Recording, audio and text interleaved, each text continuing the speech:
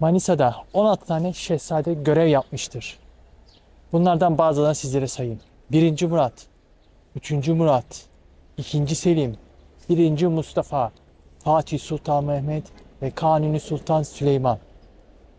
Ve bu şehzadeler Manisa'da birçok tarihi eser bırakmıştır.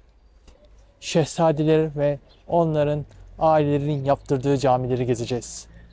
Manisa Şehzadeler şehrindeki camilerimizi gezelim. Zombie apocalypse.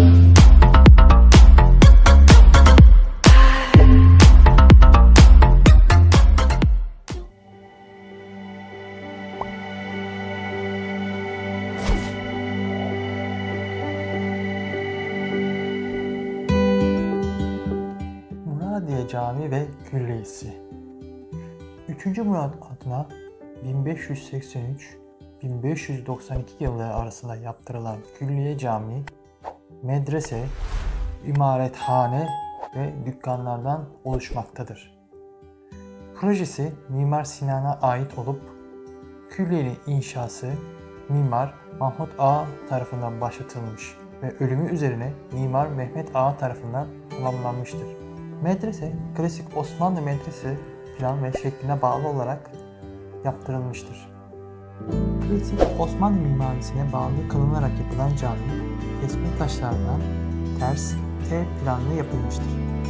Caminin ortasında büyük merkezli kubbe, yanlarda ve güneydeki mihrap çıktısında tonozlu çatı sistemi ile örtülmüştür. Kuzey cephesinin köşelerinde tek şeritli bir çift minaresi vardır.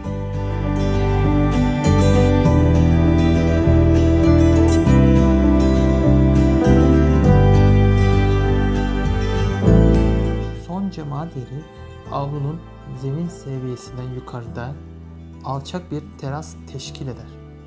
Burada mukarnaslı başlıklara sahip 6 mermer sütuna sivri kemerler oturmaktadır. Son cemaat yeri duvarın düş yüzeyinde 2 adet mukarnaslı mihrap ve 4 adet pencere vardır.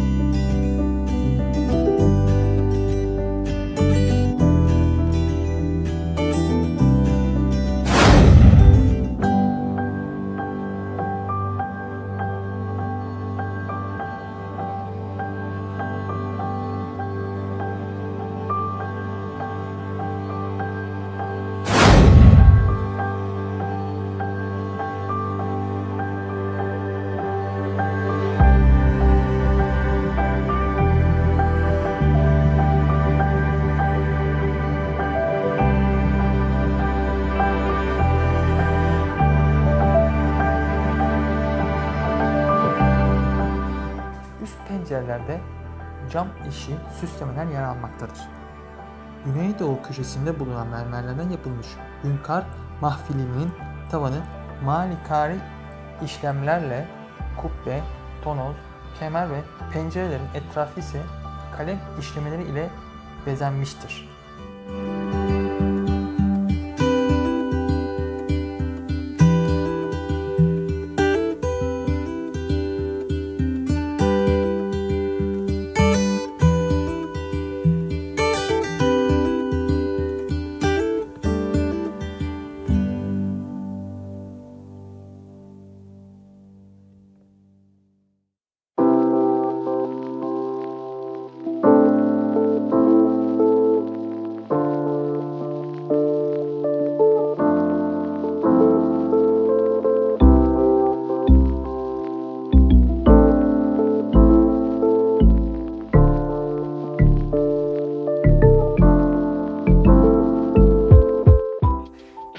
İbadet mekanında en göze çarpan yer mihrap ve çevresindeki çinilerdir.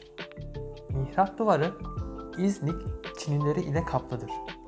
Minber mermer ile yapılmış olup üstte pencerelerde cam işi süslemeler yer almaktadır.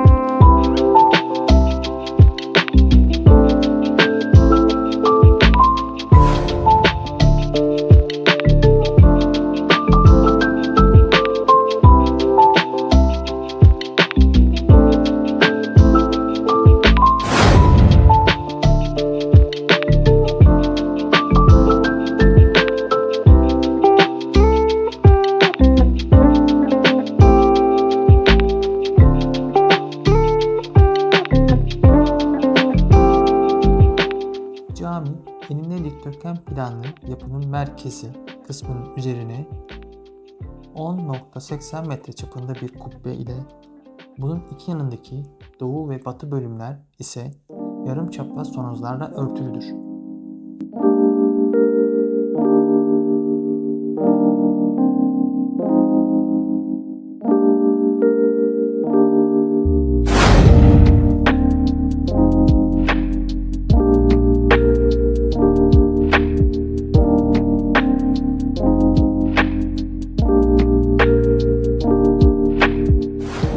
Kapısı batı cephesinde olup kuzey, güney ve batı yönlerinde odalar yer almaktadır. İmarethanenin planı medrese planına benzemekte olup revakların gerisinde avluya U şeklinde saran mutfaklar, yemekhaneler ve erzak depoları yer almaktadır. İmarethane ve medrese günümüzde müze olarak kullanılmaktadır.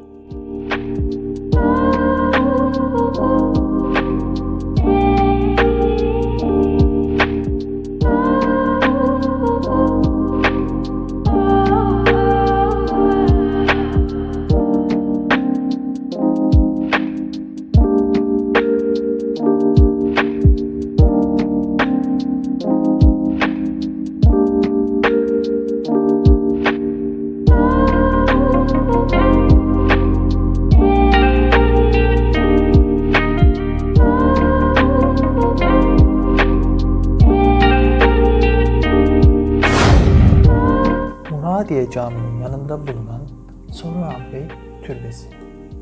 Bu türbenin ne zaman yapıldığı bilinmemektedir.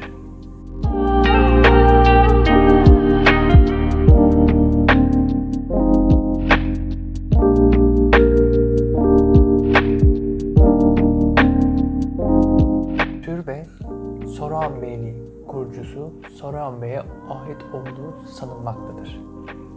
Türbenin 14. yüzyıl ortalarında torunu İshak Bey tarafından yapıldığı sanılmaktadır.